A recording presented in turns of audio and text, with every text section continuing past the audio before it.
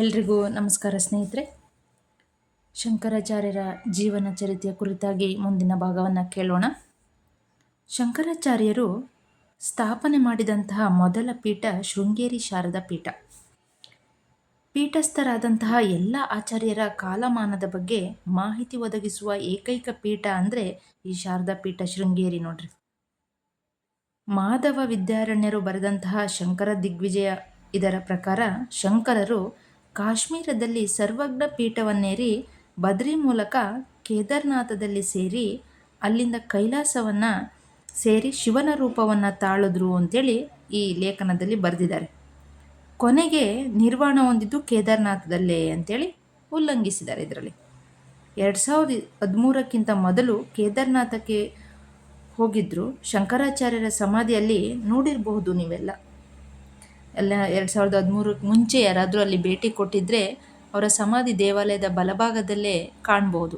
ಆದರೆ 2013ರಲ್ಲಿ ಮಹಾಪ್ರವಾಹ ಬಂದಿರೋದ್ರಿಂದ ಆ ದೇವಾಲಯವನ್ನು ಬಿಟ್ಟು ಉಳಿದೆಲ್ಲ ಅದು ನೀರಲ್ಲಿ ಕೊಚ್ಚಿ ಹೋಯಿತು. ಆಗ ಇವರ ಸಮಾಧಿ ಕೂಡ ಕೊಚ್ಚೋತು. ಅದನ್ನು ಮತ್ತೆ ಈಗ ಪುನರ್ ನಿರ್ಮಾಣ ಮಾಡ್ತಿದ್ದಾರೆ ಸ್ನೇಹಿತರೆ. ನಾನು ಕೂಡ ಹೋಗಿ ಭೇಟಿ ನೀಡಿ ಬಂದಿದ್ದೀನಿ. ಅಲ್ಲಿ ದೇವಾಲಯವನ್ನು ಬಿಟ್ಟರೆ ಇನ್ನೇನೋ ಅಲ್ಲಿ ಸಾಕ್ಷಿಗಳಿಲ್ಲ. ಏಕೆಂದರೆ ಅಷ್ಟು ದೊಡ್ಡ ಪ್ರವಾಹ ಅಲ್ಲಿ ಬಂದಿತ್ತು.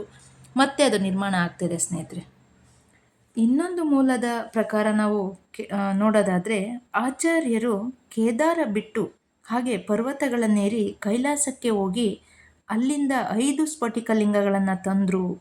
ಒಂದೊಂದು ಸ್ಫಟಿಕವನ್ನು ಶೃಂಗೇರಿ, ಪೂರಿ, ದ್ವಾರಕ, ಬದ್ರೀಶ್ರಮಗಳಲ್ಲಿ ಮಠಗಳಲ್ಲಿ ಕೊಟ್ಟು ಇನ್ನೊಂದು ತಾವೇ ಇಟ್ಕೊಂಡ್ರು, ಕಂಚಿಗೆ ಬಂದರು ಅಂತೇಳಿ ಇನ್ನೊಂದು ಉಲ್ಲೇಖ ಇದೆ. ಕಂಚಿಗೆ ಬಂದು ಅಲ್ಲಿ ಪೂಜೆಯನ್ನು ಸಲ್ಲಿಸಿ ಅವತಾರವನ್ನು ಮುಗಿಸಿದ್ರು ಅಂತೇಳಿ ಒಂದು ಪುಸ್ತಕದಲ್ಲಿ ಲೇಖನ ಇದೆ ಸ್ನೇಹಿತರೆ. ಇನ್ನೊಂದು ಪುಸ್ತಕದಲ್ಲಿ ತ್ರಿಶೂರದಲ್ಲಿ ಹೋಗಿ ದೇಹತ್ಯಾಗ ಮಾಡಿದ್ರು ಅಂತಲೂ ಉಲ್ಲೇಖಿಸಲಾಗುತ್ತೆ.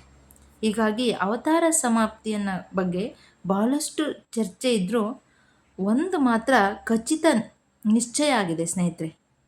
ಅದೇನಪ್ಪ ಅಂದರೆ ಶಾಶ್ವತ ತತ್ವಗಳನ್ನು ಎತ್ತಿ ಹಿಡಿದು ಜ್ಞಾನ ಮಾರ್ಗವನ್ನು ಪ್ರತಿಪಾದಿಸಿ ಭಾರತದ ಸಂಸ್ಕೃತಿ ಬದುಕಿ ಬೆಳೆಯುವಂತೆ ಮಾಡಿದ್ದು ಗುರು ಶಂಕರಾಚಾರ್ಯರು.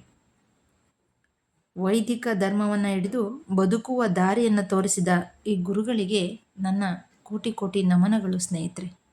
ಬನ್ನಿ ಹಾಗಾದರೆ ಮುಂದಿನ ಭಾಗದಲ್ಲಿ ಇವರ ಜನನ ಹೇಗಾಗುತ್ತೆ ಅಂತೇಳಿ ನಾವು ತಿಳ್ಕೊಳ್ಳೋಣ ಸ್ನೇಹಿತರೆ.